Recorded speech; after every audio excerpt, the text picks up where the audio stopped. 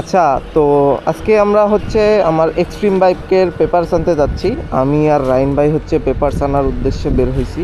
তো বাইকের পেপারস মোটামুটি অনেক দিন আগেই রেডি হয়েছে। আমাকে শোরুম থেকে ফোন দিছে দুইবার যে ভাই গাড়ির পেপারস রেডি হয়েছে, নিয়ে যান।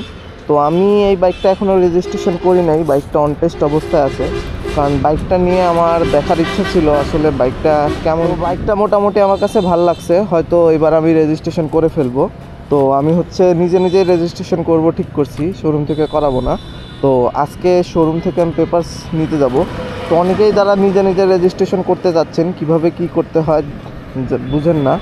তো আমি আপনাদের আজকে দেখিয়ে দিব আসলে শোরুমে কি কি পেপারস দেয় বা কিভাবে পেপারসটা বুঝে নেবেন এবং বিস্তারিত আলোচনা করব।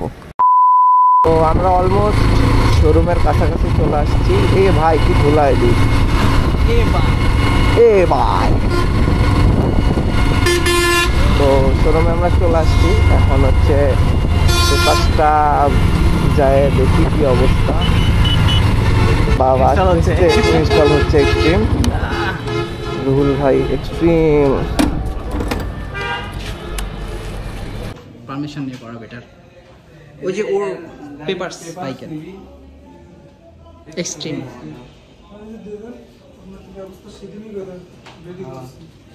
কোনো সিগনেচার করতে হয় পেপার রিসিভের জন্য? ফাইল দিবে তোমার? হ্যাঁ।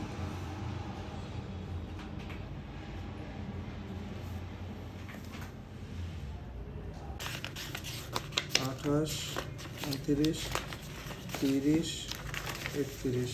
এই 30 টাকা গো। তেমন কিছুই না, জাস্ট কয়েকটা সিগনেচার করা লাগে এবং পেপারসটা ভালোভাবে গুনে কয় পাতা এটা দেখে নেওয়া লাগে, জাস্ট এইটুকুই। পেপারস হচ্ছে বুঝাই দিল, সব কিছু বুঝে নিলাম। এখন ব্যাংকে হচ্ছে ট্যাক্স টোকেন করতে হবে, করার পরে এটা বিএডটিতে জমা দিতে হবে। কী কী করতে হয় ওটাও ভিডিও আকারে দেখতে পারবেন এর পরবর্তী পার্টে।